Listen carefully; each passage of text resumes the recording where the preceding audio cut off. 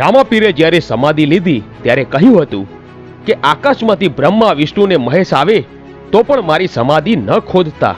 પણ પછી એવું તે મિત્રો શું બન્યું કે રામાપીરની સમાધિ ફરીથી ખોદવી પડી. તો શું છે એની પાછળનું રહસ્ય? તો આવો જાણીએ આ વિડીયોમાં.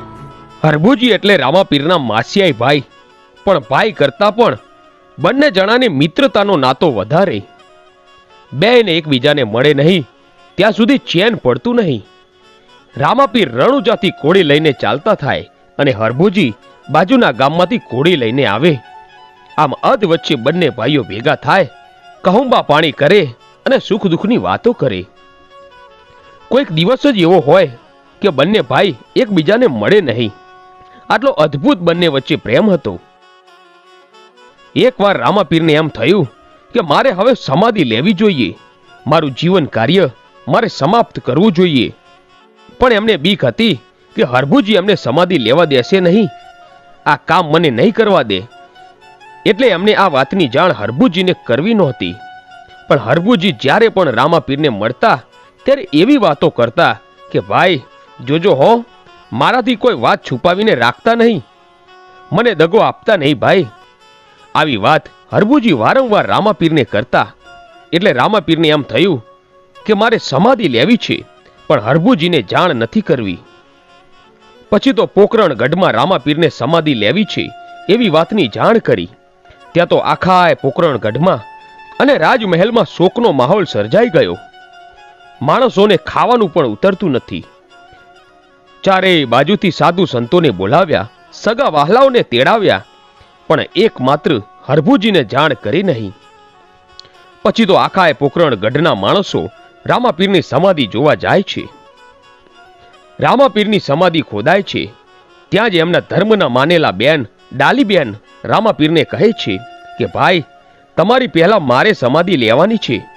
ત્યારે રામાપીરે કહ્યું કે એની નિશાની શું? ડાલીબાઈએ કહ્યું કે સમાધિ ખોદો ને, ત્યારે એમાંથી આંટો અને દોરી નીકળે તો એ સમાધિ મારી છે. પછી તો સમાધિ ખોદાણી અને એમાંથી આંટો અને દોરી નીકળ્યા અને એમાં સૌ પ્રથમ ડાલીબાઈએ સમાધિ લીધી અને બાજુમાં બીજી સમાધિ ખોદાઈ અને એમાં રામાપીરે સમાધિ લીધી. સમાધિ લેતા પહેલા રામાપીરે પોતાના પિતા અજમલ રાજાને કહ્યું કે પિતાજી, આકાશમાંથી બ્રહ્મા વિષ્ણુને મહેશ આવે ને તો પણ મારી સમાધિ ખોદતા નહીં. અને આ લ્યો અમર કટોરોને વીર ચેડિયો મારી બાજુમાં તમારા જ હાથે મૂકો. અને હું આજથી વચન આપું છું કે તુરા કુટુંબમાં બાપથી પહેલા કોઈ પણ દીકરો મરશે નહીં. આટલું બોલી અજમલ રાજાને વીર ગેડિયો આપ્યો અને એમના જ હાથથી એમને રામાપીરની બાજુમાં મૂકીને સમાધિ ઉપર માટી અને ફૂલ વાર્યા. પછી તો બધાએ રાજમહેલ તરફ પાછા વળ્યા. આખા એ ગામમાં શોકનું વાતાવરણ સર્જાયું છે. આ બાજુ હરભુજી એક દિવસ રામાપીરને ન મળ્યા એટલે એ દિવસે તો તે પાછા જતા રહ્યા, પણ મનમાં એમ થયું કે આજે કેમ મારો ભાઈ મને મળવા નહીં આવ્યો હોય. આમ વિચાર કરતા હતા ત્યાં તો પોકરણગઢથી એક માણસ ચાલતો ચાલતો આવે છે. હરભુજીએ એ માણસને પૂછ્યું કે ભાઈ આજે કેમ રામાપીર નથી આવ્યા? એ માણસે કહ્યું, અરે હરભુજી, તમને ખબર નથી કે રામાપીરે તો સમાધિ લીધી છે? પણ હરભુજી આ વાત માનતા નથી કે ના હોય એમ થોડી રામાપીર સમાધિ લે, અને એ પણ મને કીધા વિના. અને ફળાફટ ઘોડી તૈયાર કરીને પોકરણગઢ તરફ નીકળી પડ્યા. અને જ્યાં અડધે પહોંચ્યા ત્યાં તો રામાપીર સામેથી ઘોડી ઉપર બેસીને આવે છે. અને રામાપીર બોલ્યા, અરે ભાઈ હરભુજી, તું ક્યાં હતો? હાલ હાલ તારા વિના અમલ કટોરો મને નહીં મજા આવે. પછી તો બે ભાઈઓએ કહુંબા પાણી લીધા.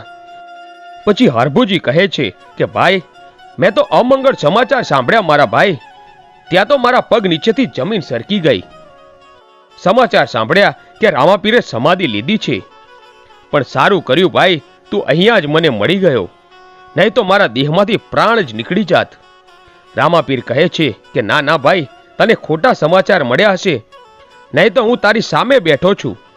આમ પછી તો અમલ ઘોડીને બંને ભાઈઓએ પીધો અને પછી બંને ભાઈઓ નોખા થયા.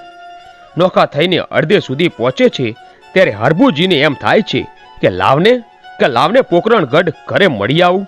આમ વિચારીને તે પોકરણગઢનો રસ્તો પકડે છે અને રામાપીર બીજે રસ્તેથી જાય છે. હરભુજી પોખરણ પહોંચ્યા અને જોયું તો રાજમહેલમાં શોકનું વાતાવરણ છવાયેલું છે.